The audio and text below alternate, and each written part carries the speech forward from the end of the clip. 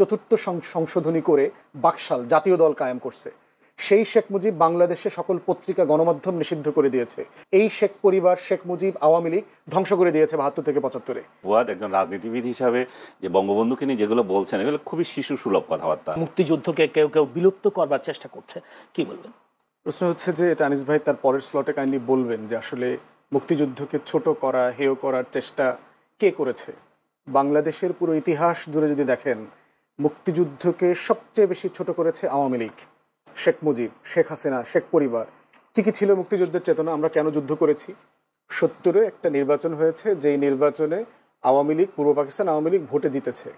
So গণতন্ত্রের মূল্যবোধ কি? আপনি তাকে ক্ষমতা দেবেন, না দিয়ে কি করলেন? একটা যুদ্ধ চাপিয়ে দিলেন, আমরা যুদ্ধ করতে গেলাম।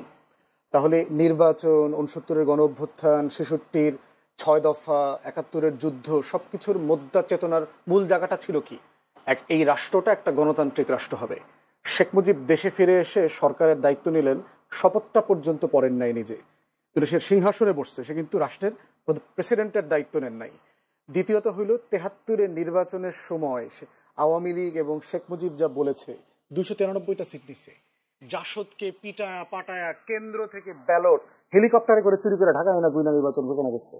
বঙ্গভবনে গিয়ে বলছে দেশে কোনো বিরোধী দল নেই। শেখ মুজিব বলছে, যেই শেখ মুজিব বিরোধী দলের রাজনীতি করছে, যেই শেখ মুজিব ১৪ বছর গণতন্ত্রের জন্য লড়াই করে জেল খাটছে, সে ৭৩-এর নির্বাচনের পরে বলতেছে দেশে কোনো বিরোধী দল নাই।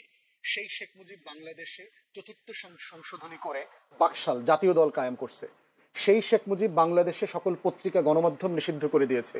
সেই শেখ মুজিব দেশের সকল রাজনৈতিক দল বিলুপ্ত করে দিয়েছে, ইনক্লুডিং আওয়ামী লীগ। আওয়ামী লীগকে সে বিলুপ্ত করে দিয়েছে।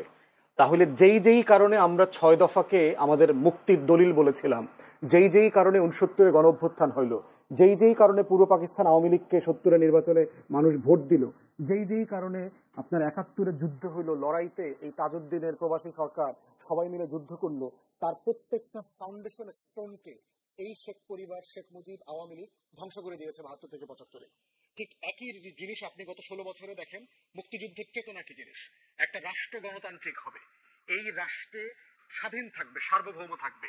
অথচ এই আওয়ামী লীগ দিল্লি প্রণব মুখার্জির সাথে মিটিং করে, দালালির নির্বাচন করে, ইলেকশন ইঞ্জিনিয়ারিং করে ২০০৮-এ ক্ষমতায় আসছে। এই আওয়ামী লীগ ২০১৪-তে একতরফা নির্বাচন করেছে, ১৮-তে রাতে করেছে, ২৪-এ দামি নির্বাচন করেছে। জাতীয় পার্টির মতো একটা জাতীয় নিরাপত্তা হুমকি এইরকম একটা দলকে সে বি টিম আকারে কাজ করেছে, যেই দলটা ৮১-তে হাসিনাকে এনে ৮২-তে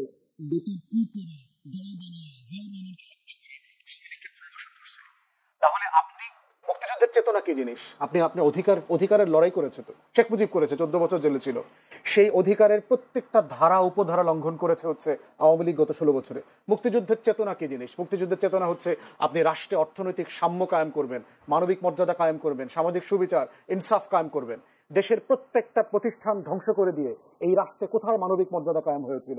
আমাদের ন্যূনতম মানবিক মর্যাদা ছিল যেই রাষ্ট্রের RAB, police, DB, SB, DGFI, NSI রাত ২টার সময় উঠে দেশের নাগরিককে তুলে নিয়ে যায়, ৬,৫০০ ক্রস ফায়ার করেছে, হাজার হাজার লাশের এখনো দিশা নাই। সেখানে মুক্তিযুদ্ধের চেতনা মানেটা কি? মুক্তিযুদ্ধের চেতনা মানে হচ্ছে আমার রাষ্ট্রটা সবার হবে। এই মুক্তিযুদ্ধের চেতনা মানে কি $২৩৪ বিলিয়ন বিদেশে পাচার করা? এই মুক্তিযুদ্ধের গল্প বলে বলে বাংলাদেশের 80% ভুয়া মুক্তিযোদ্ধা বানাইছে, ৩০ লাখের গল্প বানাইছে। এই মুক্তিযুদ্ধের চেতনা নামে আমরা শহীদদের একটা তালিকা করি নাই। ৬,৭৫৭ জন শহীদ মুক্তিযোদ্ধা ভাতা নাই। তাহলে শহীদের ৩০ লাখের গল্প কতজন আসছে? বীরঙ্গনা ৫০৪ জনের তালিকা আছে মুক্তিযুদ্ধ মন্ত্রণালয়ে। আপনি ২ লাখ বীরঙ্গনার গল্প বলেন কেন? মিথ্যাচার দিয়ে কি রাষ্ট্রাচার হয়? রাষ্ট্র তৈরি হয়? তাহলে শেখ হাসিনা গত ১৬ বছর মুক্তিযুদ্ধের চেতনার নামে যা করছে, ঠিক তাই ছিল ৬ দফার বিপক্ষে, ৭১-এর যুদ্ধের বিপক্ষে, ৭০-এর নির্বাচনের বিপক্ষে, ৬৯-এর গণ অভ্যুত্থানের বিপক্ষে। অতএব এই রাষ্ট্রের স্বাধীনতা সার্বভৌমত্বের সবচেয়ে বড় শত্রু হচ্ছে আওয়ামী লীগ।